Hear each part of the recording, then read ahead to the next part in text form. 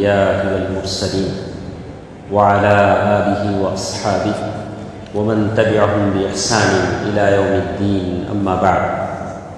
محترم حضرات و خواتین، اللہ تعالیٰ کا فضل و کرم ہے کہ رمضان کے ان مبارک دنوں میں ہم شریک ہیں. یہ بابرکت راتیں ہیں اور ہم سب قرآن مجید تراویح میں سننے کے بعد اس کا مختصر سا ترجمہ تفسیر انشاءاللہ جانیں گے. آج کی اس تراویح میں ہم نے دوسرا پارہ سنا اور اللہ تعالیٰ کا یہ کلام آپ سے یہ کہتا ہے افلا یتدبرون القرآن ام علی قلوب اقفالها. قرآن جو کچھ بھی ہم سنتے ہیں اس کا سمجھنا بھی ضروری ہے. قرآن اللہ کا کلام ہے. یہ قرآن ہم سے کیا کہتا ہے؟ اسی لیے تلاوت کے آداب میں سے یہ ہے کہ قرآن پڑھا جائے اور اسے سمجھا جائے. تو انشاءاللہ ہمارے پاس تقریباً 20 منٹ کا ٹائم. تو اس 20 منٹ کے ٹائم میں انشاءاللہ ہم جاننے کی کوشش کریں گے جو باتیں ہم نے جز نمبر 2 میں پڑھا ہے اسی کی کچھ جو اہم مضامین ہیں انشاءاللہ اس کو جاننے کی کوشش کریں گے. دوسرا جز شروع ہوتا ہے اللہ تعالیٰ کی اس بات سے سيقول السفهاء من الناس ما ولاهم عن قبلتهم التي كانوا عليها قل لله المشرق والمغرب يهدي من يشاء إلى صراط مستقيم. اللہ کے نبی صلی اللہ علیہ وسلم جب تک مکے میں تھے بیت المقدس کی طرف رخ کر کے نماز پڑھتے تھے. جب مدینہ ہجرت کر کے آئے تو 16 مہینے تک بیت المقدس کی طرف رخ کر کے نماز پڑھتے رہے، لیکن دل میں ایک تڑپ رہی، ایک تمنا رہی کہ اللہ تعالیٰ کعبۃ اللہ کو قبلہ بنا دے. تو اللہ تعالیٰ نے اسی کا ذکر یہاں کیا کہ اللہ تعالیٰ نے پیارے نبی صلی اللہ علیہ وسلم کو حکم دیا کہ آپ بیت المقدس کے بجائے کعبۃ اللہ کی طرف رخ کر کے نماز پڑھیں. مدینے میں جو یہودی تھے وہ لوگ بڑے پریشان ہوئے. ارے بھئی ابھی تک تو یہ ہمارے بیت المقدس کی طرف رخ کر کے نماز پڑھتے تھے، اچانک انہوں نے قبلہ بدل دیا. تو اللہ تعالیٰ نے کہا قل للہ المشرق والمغرب. مشرق اور مغرب سارے کے سارے اللہ کے لیے. اللہ جو حکم چاہے بندوں کو دے سکتا ہے. اللہ تعالیٰ حکم دیتا ہے، حکم دینے کا اختیار اللہ سبحانہ و تعالیٰ کو ہے. اس کے بعد اللہ تعالیٰ نے منافقوں کا ذکر کیا. اللہ کے نبی صلی اللہ علیہ وسلم کو یہ یہود پہچانتے تھے لیکن مانتے نہیں تھے. اللہ تعالیٰ نے کہا الذین آتیناہم الکتاب یعرفونہ کما یعرفون ابناءہم. یہ جو یہودی ہیں اللہ کے نبی صلی اللہ علیہ وسلم کو ویسے پہچانتے ہیں جیسے اپنے بیٹوں کو پہچانتے ہیں. آپ کو اپنا بیٹا پہچاننے میں کبھی دقت ہوتی ہے؟ کسی کو پریشانی ہوتی ہے کہ یہ میرا بیٹا ہے؟ کیوں بھائی؟ تو بالکل یہ یہودی اللہ کے نبی صلی اللہ علیہ وسلم کو ایسا پہچانتے تھے لیکن مانتے نہیں تھے. اللہ تعالیٰ نے اسی کا ذکر کیا اور پھر آگے چل کر اللہ تعالیٰ نے اس بات کا ذکر کیا یا ایھا الناس کلوا مما فی الارض حلالا طیبا ولا تتبعوا خطوات الشیطان. اے لوگو جو حلال ہے وہ ساری چیزیں کھاؤ. حلال دنیا میں جتنی چیزیں ہیں وہ حلال ہیں، مگر وہ جن کو اللہ تعالیٰ نے حرام کیا، مردار حرام ہے، لحم الخنزیر سور کا گوشت حرام ہے، وما اہل بہ لغیر اللہ غیر اللہ کے نام پر جو ذبح کیا جائے وہ حرام ہے. تو بہت ساری باتیں اللہ تعالیٰ نے ان باتوں میں کہی اور پھر آخر میں اللہ تعالیٰ نے ایک اور بات یہاں کہا روزوں کی فرضیت کے بارے میں آج کی تراویح میں ہم نے آیتیں پڑھی۔ اللہ تعالیٰ نے کہا کہ اے لوگو کتب علیکم الصیام، تم پر روزے فرض کیے گئے، کما کتب علی الذین من قبلکم، جیسے تم سے پہلے لوگوں پر فرض کیے گئے تھے۔ روزے فرض کرنے کا مقصد ہے لعلکم تتقون، شاید کہ تم متقی بن جاؤ، تمہارے اندر تقوی پیدا ہو جائے۔ تو اسی لیے ہم روزہ رکھتے ہیں۔ اللہ تعالیٰ ہم کو بھوکا پیاسا رکھ کر کچھ لینا نہیں، اللہ تعالیٰ یہ چاہتے ہیں کہ آپ کے اندر تقوی پیدا ہو جائے۔ اور ساتھ ساتھ اللہ تعالیٰ نے کہا ایام معدودات، گنتی کے چند دن ہیں، 29 ڈیز اور 30 ڈیز، اتنے دن آپ کو روزہ رکھنا ہے۔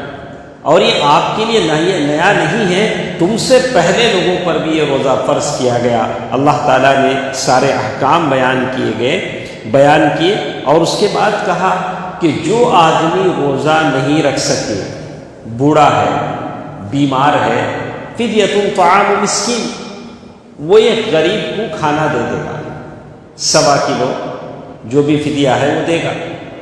تو فدیہ دینے کے معاملے میں ہم یہ سمجھتے ہیں کہ فدیہ جو آپ دیتے ہیں، جس کو بھی دیں گے وہ اپنا روزہ بھی رکھیں گے، اور یہ آپ کا فدیہ اس کے لیے ایک سپورٹ ہو جاتا ہے۔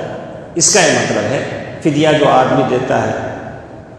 پھر اللہ تعالیٰ نے کہا شہر رمضان الذی انزل فیہ القرآن، یہ رمضان کا مہینہ ہے جس میں قرآن مجید نازل ہوا، یہ تمہارے لیے ہدایت کا باعث ہے۔ اللہ تعالیٰ نے جیسے کہا وَبَيِّنَاتٍ مِّنَ الْهُدَى وَالْفُرْقَانِ فَمَنْ شَهِدَ مِنْكُمُ الشَّهْرَ فَلْيَصُمْ، جو شخص بھی اس مہینے میں رہے، زندہ رہے، اور وہ طاقت میں ہو، بیمار نہ ہو، مسافر نہ ہو، اس کے اوپر روزہ فرض ہے، اسے روزہ رکھے۔ اگر وہ بالغ ہے، بیمار نہیں ہے، مسافر نہیں ہے، اس کے اوپر روزہ فرض ہے۔ یہی بات اللہ تعالیٰ نے کہی۔ اور پھر خاص کر ایک بات اللہ تعالیٰ نے آج کی اس دوسرے جز میں جو ہم نے پڑھا وَإِذَا سَأَلَكَ عِبَادِي عَنِّي فَإِنِّي قَرِيبٌ أُجِيبُ دَعْوَةَ الدَّاعِ، میرے بندے جب میرے تعلق سے پوچھے تو کہہ دو کہ میں بہت قریب ہوں۔ تو ہم اللہ تعالیٰ سے زیادہ دعا کریں، اس لیے کہ رمضان کا مہینہ دعا کے لیے ہی زیادہ اہم ہے۔ اللہ تعالیٰ سے ہم بھرپور دعا کریں۔ اس کے بعد بہت ساری باتیں تھیں جو اس جز میں بتائی گئی۔ اللہ تعالیٰ نے کہا وَلَا تَأْكُلُوا أَمْوَالَكُمْ بَيْنَكُمْ بِالْبَاطِلِ، ایک دوسرے کا مال چوری چھپ کے دھوکے سے مت کھاؤ۔ آپ ایک دوسرے کا مال لے سکتے ہیں تو کاروبار کر کے کھا سکتے ہیں، اگر کوئی ہدیہ دے دے تو تب آپ لے سکتے ہیں، ایک دوسرے کا مال دھوکہ دے کر مت کھاؤ۔ اللہ تعالیٰ نے بڑی سختی سے کہا کہ دھوکہ دے کر مت کھاؤ۔ پھر حج کے احکام بیان کیے گئے، حج کے مہینے اللہ تعالیٰ نے بتائے، الحج اشہر معلومات، اور پھر آخر میں اللہ تبارک و تعالیٰ نے جنگ کے احکام بتائے، اور پھر اللہ تعالیٰ نے ایک اور بات کہا، جو عورتوں کے جو مخصوص مسائل ہوتے ہیں وَيَسْأَلُونَكَ عَنِ الْمَحِيضِ، اس زمانے میں اللہ کے نبی صلی اللہ علیہ وسلم سے لوگوں نے پوچھا، صحابہ نے، کہ عورت کی جو مخصوص حالت ہوتی ہے اس کے بارے میں کیا حکم ہے؟ تو اللہ تعالیٰ نے کہا قُلْ هُوَ أَذًى فَاعْتَزِلُوا النِّسَاءَ فِي الْمَحِيضِ، اس وقت تم اپنی بیویوں سے الگ رہو۔ اللہ تعالیٰ نے یہ حکم بتا دیا، اور پھر طلاق کے احکام بتا دیے گئے بڑی تفصیل کے ساتھ۔ اللہ تعالیٰ نے طلاق کے احکام اس صورت میں بیان کیے جو آج ہم نے پڑھے۔ طلاق یہ مزاح کرنے کی چیز نہیں، بہت سارے ایسے ہیں جو اپنی بیوی سے مذاق میں طلاق کا لفظ استعمال کرتے ہیں۔ ہرگز یہ بات ہونی نہیں چاہیے، اس لیے کہ مذاق میں بھی اگر کوئی طلاق کہتا ہے تو وہ طلاق واقع ہو جاتی ہے۔ اللہ آدمی شادی کرتا ہے زندگی گزارنے کے لیے، طلاق دینے کے لیے۔ طلاق اللہ تعالیٰ کو ناپسند چیز ہے۔ میرے نبی صلی اللہ علیہ وسلم نے اپنی بیویوں سے محبت کیا، اچھی طرح زندگی گزاریے، اللہ تعالیٰ سے دعا کرتے رہیے کہ اللہ تعالیٰ آپ کا گھر آباد رہے اور کسی طرح کی کوئی پریشانی نہ ہو۔ اسی طرح ایک اور چیز جو مجھے آپ کے سامنے بتانی ہے، جو اس پورے جز میں اللہ تعالیٰ نے ایک واقعہ بتایا ہے۔ ہمارے پاس ایک تقریباً 5 یا 7 منٹ کا ٹائم ہے، اس پورے واقعے کو ہم آپ کے سامنے بتاتے ہیں کہ یہ واقعہ جو اس جز میں نقل کیا گیا ہے، کہتے ہیں الم تر الی الملأ من بنی اسرائیل، الم تر الی الملأ من بنی اسرائیل۔ بنی اسرائیل انبیاء کی قوم ہے، بہت سارے انبیاء اس قوم میں پیدا ہوئے۔ موسیٰ علیہ السلام بھی اسی بنی اسرائیل سے، اسی کا ذکر کرتے ہوئے کہتے ہیں موسیٰ علیہ السلام کی دنیا سے چلے جانے کے بعد الملأ بڑے بڑے لوگوں کی ایک جماعت بنی اسرائیل کے ایک عالم کے پاس گئی۔ الم تر الی الملأ من بنی اسرائیل من بعد موسیٰ، جا کر اس عالم سے کہنے لگے اذ قالوا لنبی لهم ابعث لنا، وہ نبی تھے، نبی سے جا کر کہنے لگے، یعنی موسیٰ علیہ السلام کے بعد بہت سارے نبی آئے، تو اس نبی کے پاس جا کر کہنے لگے ابعث لنا، اے اللہ کے نبی ہمارے لیے ایک بادشاہ مقرر کر دیجئے، اس بادشاہ کے انڈر میں ہم جنگ کریں، اس لیے کہ ہم مجبور ہیں، بےکس ہیں، مقہور ہیں۔ اس طرح کی گزارش انہوں نے کی۔ نقاتل فی سبیل اللہ، اللہ کے راستے میں ہم لڑائی کریں گے، جہاد کریں گے۔ وہ اللہ کے نبی جو تھے ان کو یہودیوں کے بارے میں معلوم تھا، انہوں نے کہا فہل عصیتم، مجھے تو لگتا ہے کہ اللہ تعالیٰ تم پر جہاد فرض کر دے گا تو تم پیٹ پھیر کر بھاگ جاؤ گے۔ یہ یہودیوں کی عادت تھی، بنی اسرائیل کی عادت تھی، جب بھی کوئی چیز فرض ہوتی تھی تو بھاگ جاتے تھے، ہیلے بہانے ڈھونڈتے تھے۔ تو ان لوگوں نے اس اللہ کے نبی سے کہا وما لنا الا نقاتل فی سبیل اللہ، ارے ہم اللہ کے راستے میں لڑیں گے، کیوں ہم نہیں لڑیں گے؟ وقد اخرجنا من دیارنا، ہم کو گھر سے بے گھر کر دیا گیا۔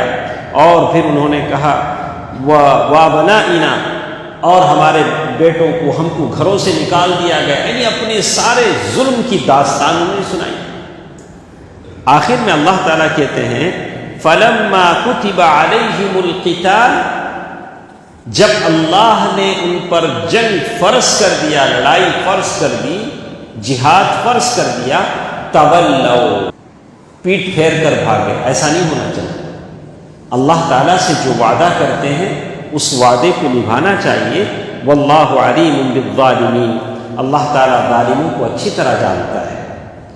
پھر اس اللہ کے نبی نے بنی اسرائیل سے کہا ان اللہ قد بعث لکم طالوت ملکا، اے لوگو تم نے وعدہ کیا تھا کہ ایک بادشاہ اگر ہمارے اندر آ جائے تو اس بادشاہ کے ماتحتی میں ہم جنگ کریں گے۔ چلو اللہ تعالیٰ نے طالوت کو تمہارے لیے بادشاہ بنایا۔ اس بادشاہ کا نام طالوت تھا۔ پہلا اعتراض انہوں نے کیا، ہاں طالوت کیسے بادشاہ ہو سکتے ہیں؟ انا یکون لہ الملک، ارے ہم بڑے آدمی ہیں، وہ کیسے بادشاہ ہو سکتے ہیں؟ اللہ کا نبی کہہ رہا ہے کہ اللہ کی طرف سے طالوت تمہارے لیے بادشاہ بنایا گیا ہے، اور یہ لوگ اعتراض کر رہے ہیں کہ طالوت کیسے بادشاہ بن سکتا ہے۔ انہوں نے حجت کیا بتائی، دیکھیے قرآن کہتا ہے وَنَحْنُ أَحَقُّ بِالْمُلْكِ مِنْ، بادشاہ بننے کا حق ہم کو ہے۔ وَلَمْ يُؤْتَ سَعَةً مِنَ الْمَالِ، طالوت کے پاس پیسہ بھی نہیں ہے۔ مطلب کیا تھا؟ بڑا آدمی بننے کے لیے، بادشاہ بننے کے لیے پیسہ چاہیے۔ وَلَمْ يُؤْتَ سَعَةً مِنَ الْمَالِ، اس اللہ کے نبی نے جواب دیا ان اللہ اصطفاہ علیکم، اے لوگو اللہ نے نامزد کیا ہے، اللہ تعالیٰ کی طرف سے نامنیٹڈ ہے، اللہ تعالیٰ نے طالوت کو بادشاہ بنایا، اور اللہ تعالیٰ نے طالوت کو 2 باتیں دی ہیں جیسے اللہ نے ذکر کیا، بسطۃً فی العلم والجسم۔ اللہ تعالیٰ نے طالوت کو جسم، طاقت بھی دیا، علم بھی دیا۔ قوم کی رہبری کرنے کے لیے، قوم کی سرداری کرنے کے لیے 2 چیزیں ضروری ہیں، ایک طاقت ہونا چاہیے اور دوسرا علم ہونا چاہیے۔ اسی لیے ہم اپنے بچوں سے کہتے ہیں کہ آپ علم حاصل کرو، علم حاصل کرو، پھر اپنی اندر جسم، طاقت کو بڑھاؤ، طاقت کو بڑھاؤ۔ یہ ہم بڑے بڑے ڈیل ڈول والے جسم، اس سے ہم کچھ نہیں کر سکتے۔ طاقت چاہیے، چھریرا بدن چاہیے، علم چاہیے، اسی کا ذکر انہوں نے کیا، بسطۃً فی العلم والجسم واللہ یؤتی ملکہ من یشاء۔ اللہ تعالیٰ جسے چاہتا ہے سلطنت دیتا ہے۔ اس کے بعد جب سارے اس بادشاہ کی قیادت میں نکلے اور جنگ کرنے کے لیے نکلے، تو اللہ تعالیٰ نے ایک امتحان بھی لیا، بولا کہ راستے میں ایک نہر آئے گی، اس نہر سے کسی کو پانی نہیں پینا چاہیے۔ پیاسے تھے لیکن اللہ کا حکم تھا کہ پانی نہیں پیئیں گے، الا من اغترف غرفۃ بیدہ، ایک چلو پانی پی سکتے ہیں، لیکن اکثر لوگ پانی پی لیے، سوائے ہزاروں میں سے 313 کچھ لوگ تھے جو پانی نہیں پیے، وہی لوگ ثابت قدم رہے۔ اور پھر طالوت، اللہ کے نبی نے جس بادشاہ کا نام لیا تھا، اس کی جنگ ہوئی جالوت سے، جالوت جو دشمنوں میں سے تھا۔ اور پھر اللہ تعالیٰ نے داؤد علیہ السلام جو ابھی نبی نہیں بنائے گئے تھے، ان کے ذریعے سے اللہ تعالیٰ نے ان کو فتح مندی دی۔ اسی واقعے کو اللہ تعالیٰ نے یہاں ذکر کیا۔ سارے واقعے سے ایک بات سمجھ میں آتی ہے، آپ کو اگر آپ مظلوم ہیں، دبے ہوئے ہیں، فتح مندی چاہتے ہیں، تو آپ کو علم حاصل کرنا ہوگا اور اپنے اندر طاقت اور قوت پیدا کرنی ہوگی۔ یہ دونوں چیزیں ہیں جو آپ کو فتح مندی اور سلطنت، تخت و تاج عطا کر سکتے۔ تو میں سارے برادران سے، ماؤں سے بھی کہوں گا کہ اپنے بچوں کو صاحب علم بنائیں، طاقتور بنائیں، تاکہ ہمارے اوپر سے یہ ظلم کی داستانیں ختم ہوں۔ یہ جز نمبر 2 کا مختصر سا خلاصہ ہمارے ساتھ تھا۔ انشاءاللہ کل کے درس میں ہم جز نمبر 3 تلک الرسل انشاءاللہ کل کے درس میں ہم سنیں گے۔ اللہ تعالیٰ سے دعا ہے کہ اللہ تعالیٰ جو کچھ ہم سنتے ہیں اس پر مجھے اور آپ کو عمل کرنے کی توفیق دے، آمین۔ والسلام علیکم ورحمۃ اللہ وبرکاتہ۔